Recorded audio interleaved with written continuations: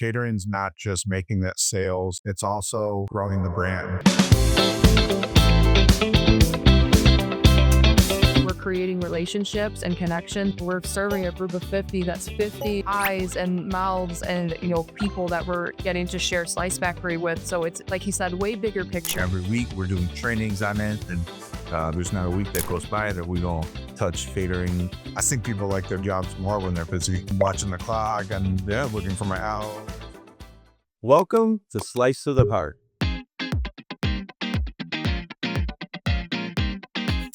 A Slice Factory podcast. And around here, our promise is simple. We respect your time and treat you like family. On this show, we go behind the scenes of Slice Factory.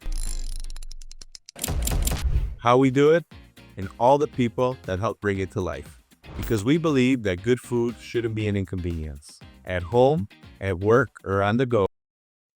Everyone needs to understand the bigger picture of catering. Catering's not just making that sales, but it's also growing the brand, and it's advertising to the people that are eating that food. And if we take our time and do it right and make sure it's quality, not only are we serving the one person that ordered the food, the one customer that placed that order, but we're having a captive audience of people that have maybe never experienced the brand before. Everyone should understand the importance of that. Yeah, so definitely I'll piggyback on what he said, an open mind, I think for sure. I mean, maybe sometimes it can get overwhelming and stressful when there's, 4 orders back to back. But I think as long as they were to just keep like an open mind and think of this as an opportunity for us, we're creating relationships and connections. And like Peter said, we're serving a group of 50. That's 50 eyes and mouths and, people that we're getting to share Slice Factory with. So it's, like he said, way bigger picture. It's not just us, serving this customer, getting out the door. Like, we're creating like lifelong relationships, hopefully, with people with food. Yeah. Another big thing that just came to mind is like the biggest mindset shift as a company, because I think managers and you in 2014 and prior, we didn't think of it like this, but I think the staff and the company, the majority of the company, felt like catering was the unwanted stepchild. And it was just like that thing you would get once in a while, right? Yeah. And I think the mentality and the mindset has changed so much this year, where it's like, it's not the unwanted stuff. No, it's the new baby. Golden child. It's like golden child. Every week we're doing trainings on it, and there's not a week that goes by that we don't touch catering at our BPRs, and we're moving the needle, making progress. And every week Peter's giving us, Yeah. And maybe it's not new, and it's just reinforcing something, and we're just moving the needle 1 yard at a time, working at a time. Yeah, at first there was definitely, it felt like added work. Like, oh, I have to do this in addition to, but I would tell the people that were preparing the order, I'd say, hey, just wait, we're going to get more of these, and then more people are going to come, and the staff is going to grow, and the sales are going to grow, and then the opportunities will grow. For sure. And everyone's really buying into that these days, for sure. Yeah, I think that's when probably the mentality didn't switch. Like, because maybe before people didn't realize the importance or what this could do for our company. It's kind of just like, I'm in the kitchen, now I got this. But when you take the time to explain why this is important and how it affects you as well, not just Peter and I, Doc, but like it affects you guys as well to get these orders out on time and keep the customer. Yeah. To give the audience a little perspective, it was like in the beginning, the staff was the same, so they felt like it was added on work. But then as soon as the volume picked up, then it's like, oh, now I have a helper. Yeah, now I have somebody come out, be prep, and now they're prepping for catering, they're prepping for the in-store. And then, now there's extra hour opportunities, maybe overtime opportunities. So, now we hire, X amount more people, and now I can have, when I need a vacation now, there's rotation, there's flexibility. So it's just better overall employee experience. Yeah, even less boredom during the shift. Like, they've got, busy hands or happy hands, and no one wants to stand around and twiddle their thumbs, and suddenly we're, in addition to the normal stuff, we're getting plates, we're getting dressings, we're prepping for the next day. So I don't know about you guys, but I have noticed this. Let me know what you guys think. I feel like most mistakes and the level of service drops when the volume is lower, or I love how it's Oh yeah, 100%.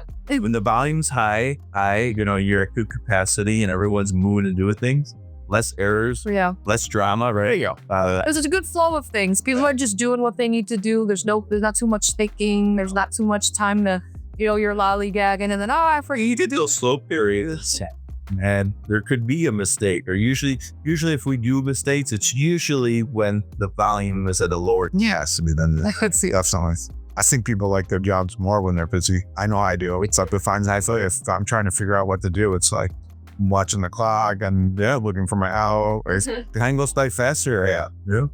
What industries or customers segments do we get most of our catering from? Schools is a big one. Yeah, schools. Let's see right now. Schools are huge. Retail. Retail, yes. I think like the office buildings, whatever that may entail. Yeah. There really isn't a segment that we're not servicing. It's just servicing them at different times throughout the year. Yeah. Car dealerships. Yeah. But what's the biggest opportunities that you guys think we're not taking advantage of on the catering side? I said it earlier today, and I'll say it again. I think it's schools. They have the money, and the feedback that I get when I'm talking to representatives at schools is we order a lot of pizza. So that's where that pizza niche comes into play. And you were just talking about this earlier. Yeah. And we talked about this in the past too. It's so interesting to see how many love office orders you can get. Yeah. I think one, too, we talked about as well that maybe we didn't see a need for, but are starting to, like nursing homes and places where they, so say older people. I think that there's a huge ask for that as well. Now, why do you think schools should order from us rather than like down the street, Joe's Pizza or whatever? Just go to EDC Pizza and XYZ there. Well, for one, when they order from Joe's, they have to order twice as many pizzas and dispose of twice as many boxes. But we have the convenient tax-exempt ordering right on our website, so that makes it very easy. Yeah. Also, kids love our pizza.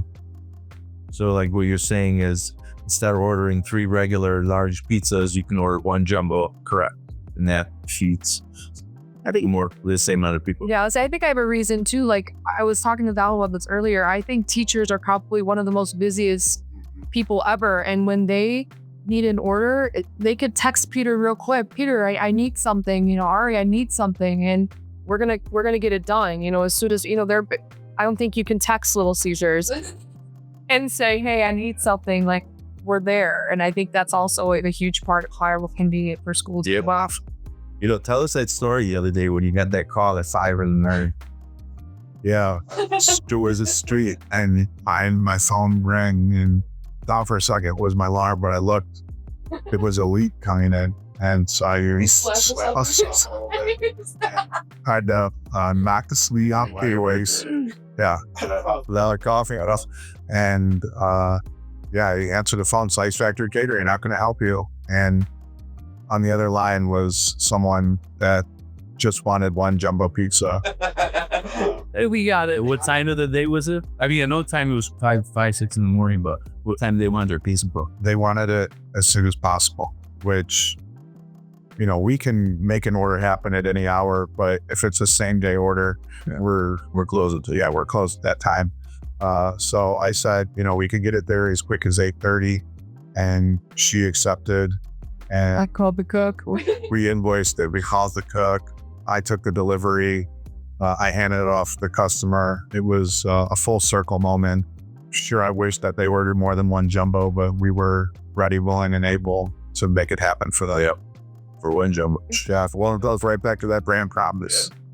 I mean, did we touch on how we're the affordable option? I mean, chances are some of these schools, if they're even granted money, it's low budget. Sometimes I hear these schools teachers themselves are putting out the money. And I think that when you have a pizza that feeds 10 to 12 people, 10 to 12 adults. If it's good deals, they'll get for right. Exactly. So yeah, because when we do schools, and especially like the high school, lower than high school, I average out 15 students per year. Same.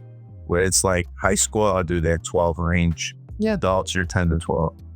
I think that's a huge reason too why we're popular at schools. Another popular thing we do for schools is the pre-boxed slices. They have those slices in the box, ready to go, labeled, and then everyone, it's a couple hundred slices delivered to the school with their labels, and they all take them and leave. And Yeah.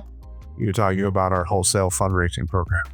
why is catering the fastest way to our next phase of growth? Definitely, we touched on that a couple different times. Number one, it's driving sales earlier in the day. And number two, it's exposure to more people.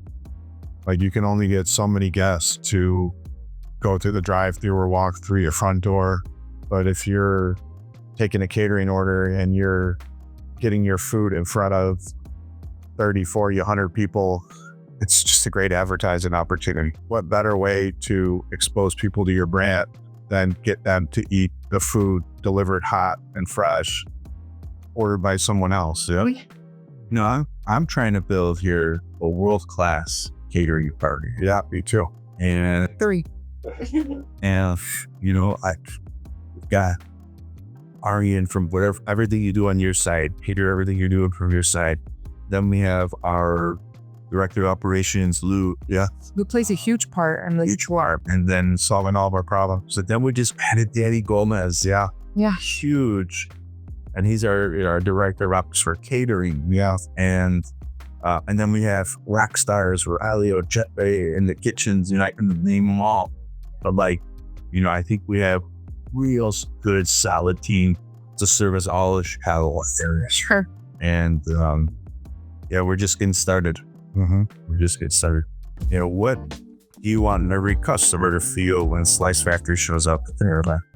A number of things. I want them to feel appreciated. I do a very, I make sure that they know that we're so grateful for this opportunity. We're grateful to serve, to help. I want them to feel satisfied. I want them to feel like this was, worth it and worth their expectations, and, like they were happy with what they received. Service, food, quality, everything. Yeah, for me, I want them to feel excited. So many of these people that I talk to, they're ordering from the same places all the time. It's Panera, it's Jimmy John's, it's overpriced. I've heard many people say that, we're stuck in a Panera. And for me, Slice Factory is something different. It's something unique. And when it shows up, I would love for people to just be like, oh yeah, we're having Slice Factory today. That's, to me, I would much rather have Slice Factory than I would Panera.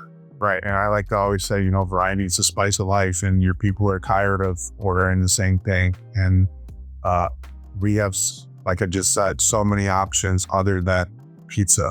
So a lot of great options. Yeah, I have a customer who orders every Wednesday for the past 2 years, year and a half. And I think because we have such a wide variety of menu and different options to do for them is why we've been able to keep them consistently for so long, is because I'm able to make menus for them that, maybe they didn't have, or it's just a nice rotation. Yeah, and we're constantly innovating too. Exactly. Yeah. Let's tell our audience, because you're right, we do offer a lot more. Let our audience know what else we do besides drop off catering. Yeah, definitely. I mean, we focus on end-to-end service, not only with drop-off catering, but our mobile catering option, where we bring our food truck and we do Detroit-style pizza, our jumbo pizza, and also a variety of add-ons like lemon chicken or meatballs. So we could bring our Slice Factory truck right to you, your party, your event. We named her Black Betty, by the way. So if you book her, when she rolls up, what song she's going to be playing, right? Well, Black Betty, from a lamp. Bland. And then also, we've had requests. They want our food truck mobile experience, but they don't have a spot for us to pull the truck in their driveway or their event. So then we came up with the other solution, which is our mobile setup that is outside of the truck, where we can do indoor and outdoor events, which has proven to be very popular right now with the cold weather. We can either plug in directly to their electric, or as long as we're within 150 feet of a door, we can pop up inside their cafeteria or inside their business. We'll just bring Slice Factory to you. Anyway. Or you want it. Wait.